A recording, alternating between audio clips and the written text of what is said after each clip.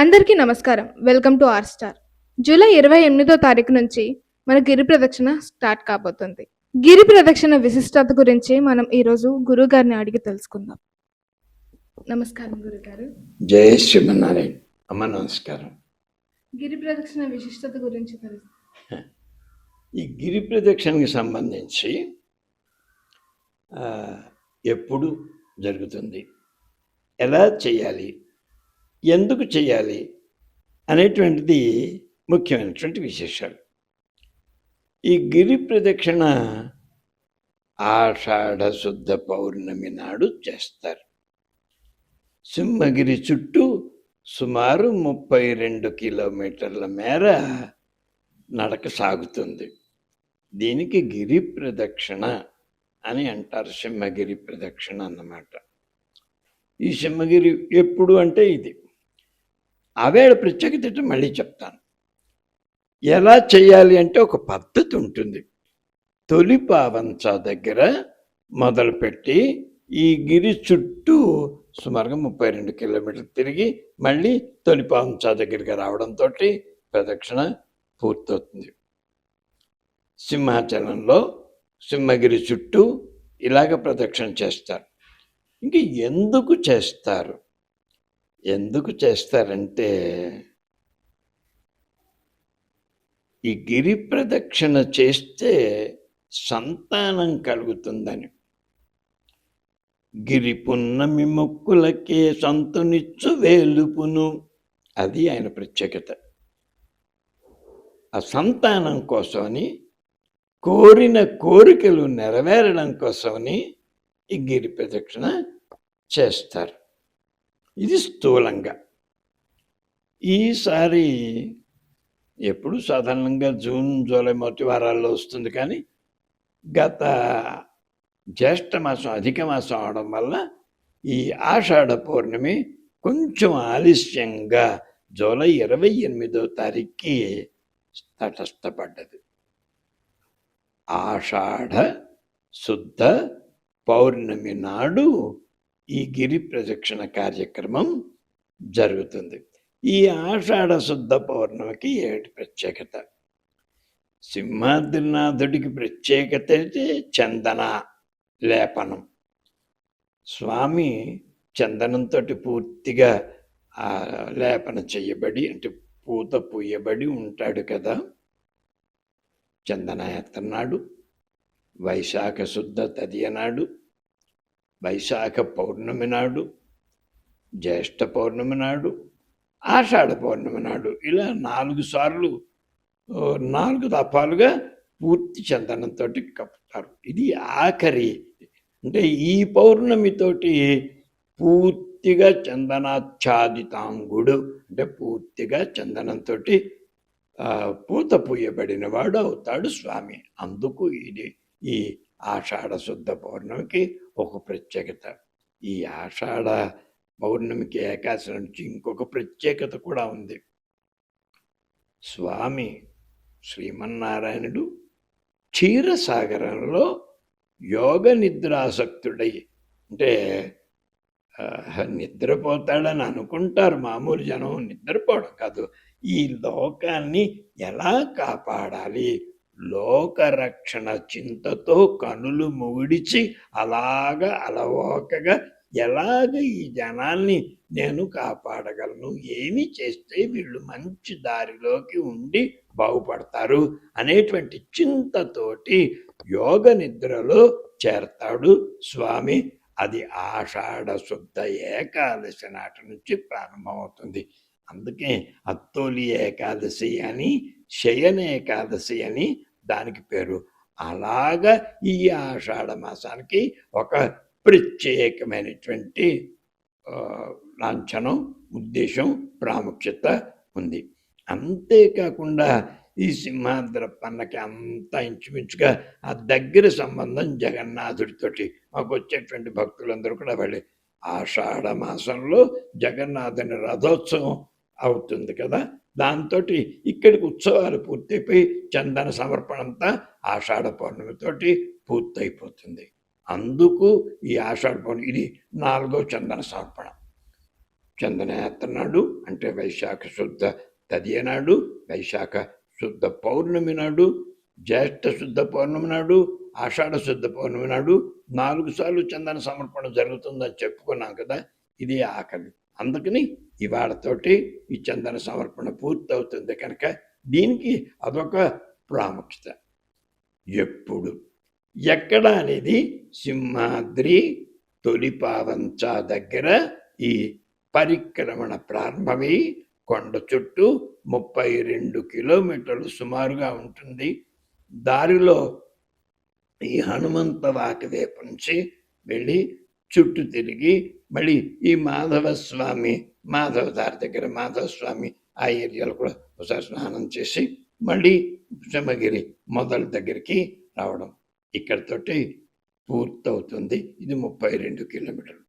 ఇంతకీ ఎందుకు అంటే ఈ సింహగిరి ప్రదక్షిణం చేసినట్లయితే సంతానం కలుగుతుంది అని చెప్పి ఒక గాఢమైనటువంటి విశ్వాసం.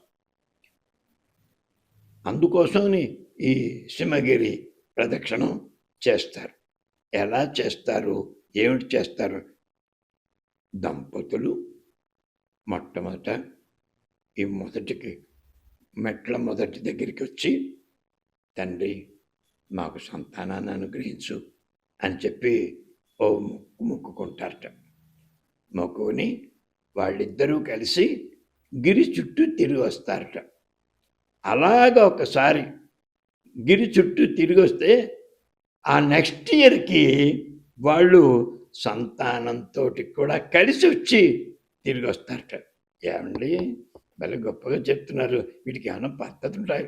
ఇది ఇలాంటివి ఎన్నో ఇన్సిడెంట్స్ ఉన్నాయి. ఎందరో ఎవళ్ళో ఇన్సిడెంట్స్ కంటే కొంచెం ప్రముఖులైనటువంటి వాళ్ళ యొక్క సన్నివేశాలు చెప్పినట్లయితే అది కొంచెం బలీయంగా ఉంటుంది కదా.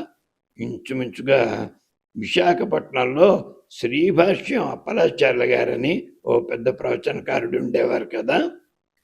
ఆయన పుట్టుక ఇలాగే జరిగింది.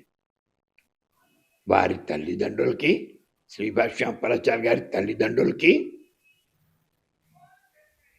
ఒక కూతురు ఉండేది. ఆ కూతురికి ఇంచుమించుగా 16 ఏళ్ళు వచ్చేసాయి.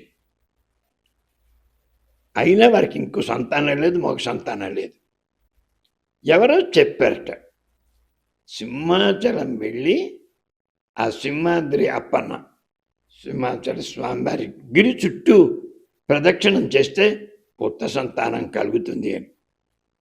ఆయన శ్రీనివాసాచార్యుల గారు, తిరువంగళమ్మ గారు వాళ్ళిద్దరూ వచ్చి ఇక్కడ మెట్ల వచ్చి మొక్కుకుని, స్వామి మేము ఇదిగో ఈ ఏడాది గిరి ప్రదక్షిణ చేస్తున్నాం, వచ్చే ఏడాదికి మాకు సంతానం కలిగితే మా పిల్లల్ని ఎత్తుకుని మరి మేము వచ్చి గిరి చుట్టూ తిరుగుతాము అని మొక్కుకున్నారట.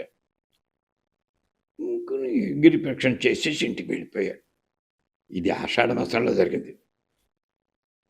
ఆషాఢ మాసం తర్వాత శ్రావణం, భాద్రపదం, ఆశ్వజం, కార్తీకం, మార్గశిరం, పుష్యం, మాఘం, పాల్గొనం, చైత్రం 9 నెలలు పూర్తేసరికి చైత్ర మాసంలో శ్రీరామనవమి రోజుల నాటికి ఆ శ్రీభాష్యం అప్పలాచార్య స్వామి వారు జన్మించారు.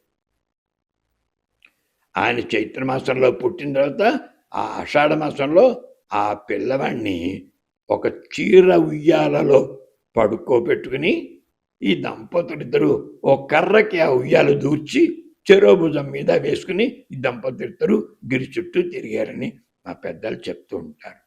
చాలా నిష్ట కలిగినటువంటి, చాలా మహిమ కలిగినటువంటి ఉత్సవం ఇది. ఆ గిరి ప్రదక్షిణ చేస్తుంటే చూడాలండి, 2 కళ్ళు చాలవు. ఇంచుమించుగా రోడ్డు ఇవాళ చాలా వెడల్పు, ఒకప్పుడు వెడల్పు లేకపోయినా అంత జనం ఉండేవారు. ఇవాళ ఈ గిరి ప్రదక్షిణ వైభవం ఇంత అంత కాదు, సుమారుగా 200 అడుగుల వెడల్పు కలిగినటువంటి ఈ రోడ్డు అంతా జనం కిక్కిరిచిపోయి ఉంటారు. ఎంతమంది జనమండి, ఎంత గొప్పగా ఉంటుంది ఈ వైభవం అంతాను. ఇలాగా చుట్టూ తిరుగుతూ ఉంటారు. ఈ గిరి ప్రదక్షిణ వైభవం గురించి ఎప్పుడో 10 ఏళ్ల కిందట ఓ పాట రాశాను. బాగానే ఉంటుంది కానీ ఒకసారి జానపద పద్ధతిలో ఆ పాట. ఆలు మగలు ఒక్క పాలి కొండ చుట్టూ తిరిగిరంటే పయ్యేటికి బిడ్డ తోడ గిరి తిరుగుట ఖాయమంట. ఎలా తిరగాలి? కొంగు కొంగు ముడి వేసుకు కొండ చుట్టూ తిరగాలట. కోరిన సంతే కలిగి కోర్కెలన్నీ తీరునంట. అమ్మీ అమ్మీ సుదాము రాయే. ఈ దీనికి పూర్వ ఇన్సిడెంట్ ఏమైనా ఉందంటే, పదనాభం నుండొచ్చిన ఆలుమగలు గిరి తిరిగిన ఏడాదికి శ్రీభాష్యం సోములోరు పుట్టిందట. ఆ శ్రీభాష్యం అపరాచార్య స్వామి వారు ఆ ఏడాదికే పుట్టాడని. 2 కళ్ళు సాలవంట జనమే మరి ధన్యమంట. ఈ గిరి ప్రదక్షిణ వైభవాన్ని చూడడానికి 2 కళ్ళు చాలవు, బతుకు ధన్యమైపోతుంది ఒకసారి చూస్తే. కళ్ళు 2 సాలవంట జనమే మరి ధన్యమంట. వేల లక్ష మంది జనం గిరి చుట్టూ తిరుగురంట. ఇంకా ఇసకేస్తే రాలదంట, దారంతా జనమేనట. ఒక్కసారి అది చూస్తే జన్మే తరించునంట. అమ్మీ ఓలమ్మీ మా అమ్మీ సుదాము రాయే. గిరి పున్నమి ముక్కులకే కొడుకునిచ్చు వేలుపును అమ్మీ సుదాము రాయే. కొండ చుట్టూ తిరుగుతారు కొండ చుట్టూ తిరుగుదాము గోవిందుని తలుచుకుంటూ అమ్మీ సుదాము రాయే. ఇది ఇంతటి వైభవంతో సాగుతుంది. ఈ మధ్యకాలంలో ఈ గిరి ప్రదక్షిణ వైభవం చాలా ఎక్కువ అవడంతో ఔత్సాహికులు, స్వచ్ఛంద సేవకులు, అనేక ఉపకార సంస్థల వాళ్ళందరూ కూడా ఈ జనాలు దారిలో ఇబ్బంది. ఒకప్పుడు 1900 నేను మొదటిసారి గిరి ప్రదక్షిణ చేసింది 1959. నాకు సుమారుగా 14 ఏళ్ళు. నేను ప్రీ యూనివర్సిటీ కోర్సు చదివిన రోజులు. ఆ ఏడాది కాలేజీ నుంచి వచ్చింది. ఆ ఏడాది తిరిగాను. అప్పటి నుండి ఇంచుమించుగా నేను 30-40 సార్లు గిరి ప్రదక్షిణ చేశాను. ఆ రోజుల్లో ఎంతో వింతగా కొద్దిమంది ఉండేవారు. కొద్దిమంది తర్వాత పొద్దెక్కిన కొద్దీ జనం వచ్చేవారు. తొలనాటి రాత్రి బయలుదేరి అక్కడ చందన సమర్పణ అవుతున్నప్పుడు ఈ గిరి చుట్టూ తిరిగి పూర్తి చేసి చందన సమర్పణ అయిన అప్పన్నని సేవించి వెళ్ళడం అనేటువంటిది ఈ అలవాటుగా ఉండేది. ఎన్నో ఇబ్బందులు ఉండేవి. తాగునీళ్ళు అలాంటివి ఏమి ఉండేవి కావు.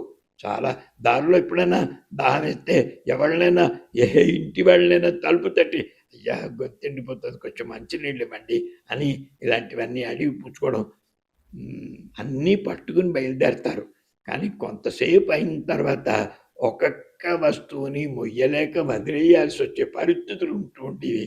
నవ్వుకుంటూ ఉండేవాళ్ళం.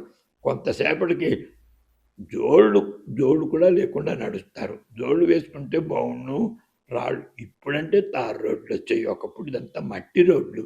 ఈ మట్టి రోడ్లు, తుప్పలు, వీటిలోంచి ఇలా నడిచి వెళ్ళి తిరిగి వచ్చేవాడు. వాళ్ళు ఎన్నో సౌకర్యాలు ఏర్పాటు చేశారు అధికారులు. ఈ పరిక్రమణకి, గిరి ప్రదక్షిణకి ఎన్నో మంచి ఏర్పాట్లన్నీ చేశారు. స్వచ్ఛంద సంస్థల వాళ్ళు ఎన్నో ఎక్కడ అరిచిపోకుండా ఎక్కడికక్కడ మెడికల్ సదుపాయాల దగ్గర నుంచి వాడు విశ్రాంతి తీసుకోవడానికి, వాళ్ళని ఆదుకుందుకు, ఇబ్బంది కలిగితే ఆదుకోవడానికి ఎంతో ఉపకారకంగా చాలా గొప్పగా చేస్తున్నారు ఈ పద్ధతి అంతాను. అంతకంతకి ఈ వైభవానికి ఇంకా పేరు వస్తుంది. కిందటి ఏడాది, అంతకు ముందర ఏడాది 12 లక్షలు, మొన్న ఏడాది 15 లక్షల జనం గిరి ప్రదక్షిణ చేశారు. ఈ ఏడాది ఇంకా ఎంత పెరుగుతుందో ఏమో. అంత సింహాద్నందుడి యొక్క వైభవం. చాలా సంతోషం, కృతజ్ఞతలు. జయ శ్రీమన్నారాయణ. చూశారు కదండి సింహాచలం గిరి ప్రదక్షిణ విశిష్టత గురించి. విన్నారు కదా స్వామివారి మాటల్లో. కెమెరామెన్ ముఖేష్తో దుర్గశ్రీ.